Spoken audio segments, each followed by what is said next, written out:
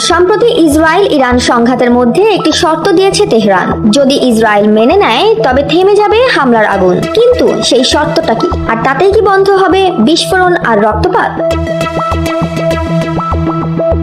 ইরানের পররাষ্ট্রমন্ত্রী Abbas Araghchi স্পষ্টভাবে জানিয়ে দিয়েছেন, ইসরায়েল যদি তাদের আগ্রাসন বন্ধ করে তবে তেহরানও আত্মরক্ষার নামে চালানো প্রতিক্রিয়ামূলক আক্রমণ থামিয়ে দেবে। তেহরানে বিদেশি কূটনীতিকদের সঙ্গে এক বৈঠকে এই বার্তা দেন তিনি। তার ভাষায়, আমরা কেবল আত্মরক্ষার অধিকার প্রয়োগ করছি।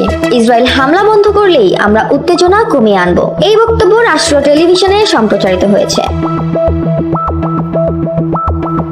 তবে বাস্তব চিত্র এখনো ভয়ঙ্কর। ইরানি গণমাধ্যমের দাবি, গত দুদিনের ইসরায়েলি হামলায় অন্তত 80 জন নিহত এবং আহতের সংখ্যা 800 জনেরও বেশি। নিহতদের মধ্যে কমপক্ষে 20 জন শিশু। পাল্টা আঘাতে ইসরায়েলও রেহাই পায়নি। ইসরায়েলি কর্তৃপক্ষ জানিয়েছে, ইরানের আক্রমণে 10 জন নিহত, আহত 2 শতাধিক, নিখোঁজ 3 জন।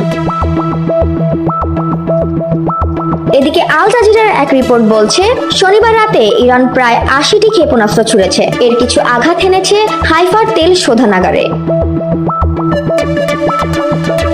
আরাঘচি অভিযোগ করেছেন, ইসরায়েল আন্তর্জাতিক আইনের রক্তরেখা পেরিয়ে গেছে। তারা ইরানের পারমাণবিক স্থাপনাগুলিতে হামলা চালিয়েছে।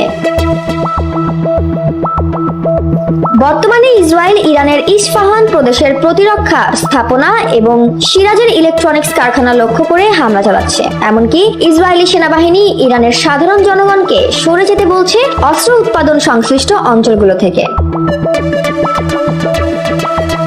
এই উত্তপ্ত পরিস্থিতির মাঝেই যুক্তরাষ্ট্রের প্রেসিডেন্ট ডোনাল্ড ট্রাম্প জানিয়ে দিয়েছেন, আমরা ইসরায়েলের হামলায় জড়িত নই, কিন্তু ইরান যদি আমেরিকাকে আঘাত করে তার পরিণাম ভয়াবহ হবে।